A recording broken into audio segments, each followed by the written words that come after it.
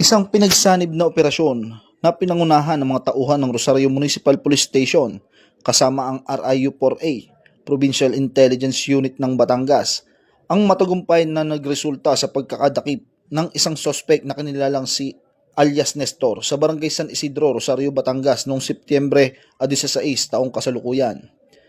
Inaresto ang sospek dahil sa paglabag sa Republic Act No. 10591 o ang Comprehensive Firearms and Ammunition Regulation Act sa bisa ng search warrant na inilabas ng Municipal Trial Court ng Rosario, Batangas. Ang mga sumusunod na kagamitan ay nakumpiska mula sa sospek at nasaksihan ng mga opisyal ng barangay na sumama sa operasyon.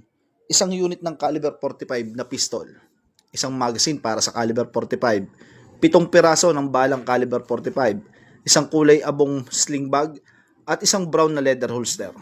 Ang inarestong sospek at ang nakumpiskang ebidensya ay dinala sa Rosario Municipal Police Station para sa pagproseso at tamang disposisyon. Mula dito sa Calabarzon, ako po ang inyong Police News Network Correspondent, Patrolman Joshua Cruz, alagad ng batas, tagataguyod ng Balitang Pulis.